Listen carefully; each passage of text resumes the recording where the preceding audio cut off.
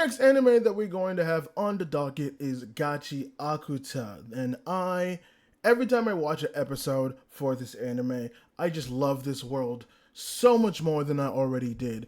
Like, there's so much cool things and aspects and everything like that that is so just fun to watch and fun to engage with. I love it a lot. And I love the characters too. All the characters are great, especially in this episode. This whole episode is basically Rudo is brought back to Engine to the Cleaners HQ, and we meet the receptionist who becomes like not like pivotal, but becomes like a big part of this episode, and I assume will be a big part in future episodes. And in the first beginning, before like the intro, she has a vital instrument where she could like examine people and see like their inner potential and stuff like that.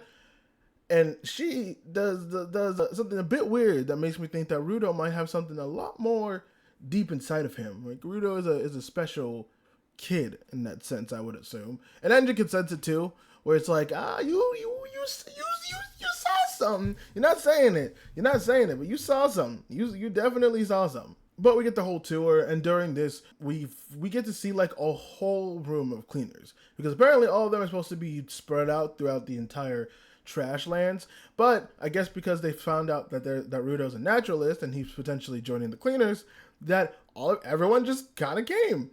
And I swear, this anime, on top of having like good action and just like an awesome world with lore to interact with and stuff like that, also has just really good comedic timing, because Engine goes into the room and he's like, hey, there ain't gonna be much people here. And then he opens it and we see a good amount of cleaners. I don't think it's everybody, but I think it's everybody that is somewhat important in a sense, which is a lot of people. It is a lot of people with a lot of varying different character designs, which I really, really love a lot. But Engine just opens it, he sees everybody, closes the door, and he's just like, we can make him wait. And I'm like, so no one thought to just chase after Rudo and Engine? It's like, okay, sure. But when they go talk to the boss, and the boss isn't there, Rudo goes with the redhead girl who he's like, hey, who's been flirting with Rudo since like the last episode. And she's like, hey, you could come with me and we can go ahead and check out the, you could do a little recon mission, a little bit of maintenance mission with us. Which honestly, that's what the second half of the episode is. It's just them doing that. And this is when I was like, dude, I love this world so much, because the vital instruments are cool.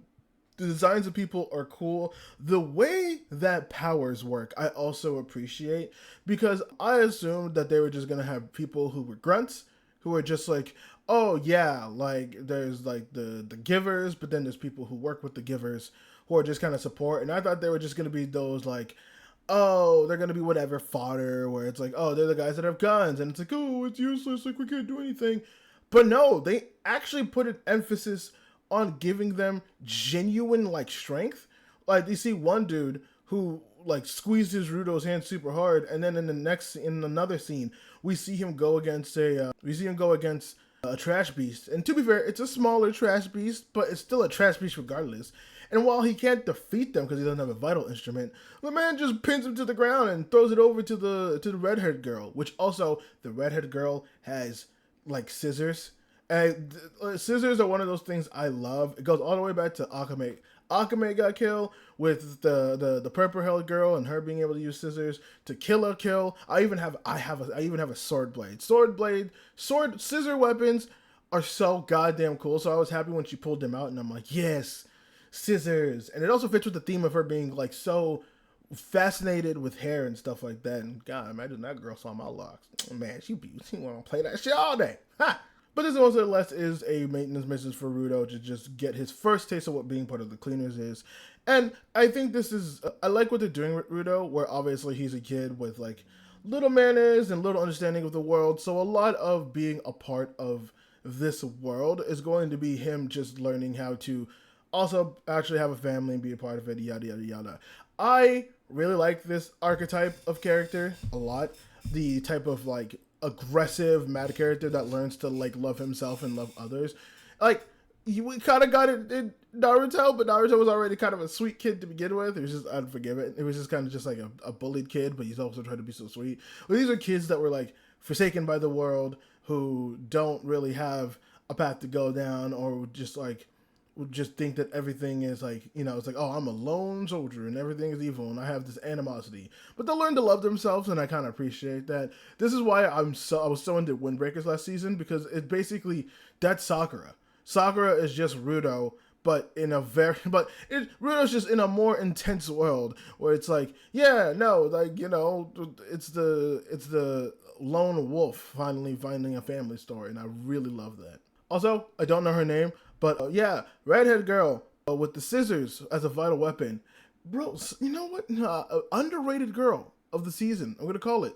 People need to give her more attention, because she's crazy, but she's that good crazy. She's not like the crazy that's going to kill you and stuff like that. She's like oh, you're insane, but you're like a badass insane. I don't want to say Revy from Black Lagoon, because she's also kind of like that level of crazy, but yeah, it came from a very unhealthy place. And like, you could argue that this also comes from an unhealthy place with this character, but I feel like it's more wholesome in the sense of like, oh, I'm just trying to be free and, live every moment. Whereas like Revy was a bit Revy had a lot of issues shit she needed to get through. But regardless or not, I love her. She's great, dude. She's great. And the dude who's like the leader of the supports who just came, he's also great. They're both great. There's so many good characters in here. It's only episode 4, and I'm already in love with this show. And the Beast. I need to talk about the Beast for a second, because I love the concept of the Trash Beast. I love the way that they build the Trash Beast. And I love how we get to see them build. My theory of them is that Trash Beasts are formed from people. That's going to be my theory. Because at the end of this, when the redhead girl's taking care of like the big Trash Beast, she finds out that the reason it was so powerful and the reason she's just going to kill it at once was the fact that it had a vital weapon. My theory is that there are people who are givers, or natural givers, who like, they either lose control of their abilities, or when they die, something happens with their abilities, that all the like energy that they're able to give off as a giver just basically compiles on top of them, and that's how they become a Trash Beast.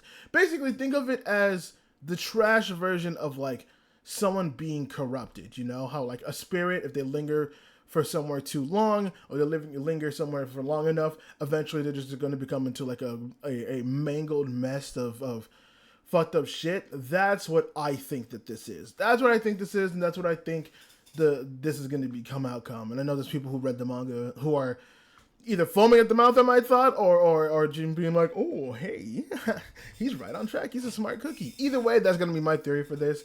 And like I say always, if I'm theory crafting, I'm invested. I either got to be theory crafting, or I got to be energetic as shit. That's how you know I'm going to be invested in something, or emotional as shit in any capacity. Happy, sad, like mad.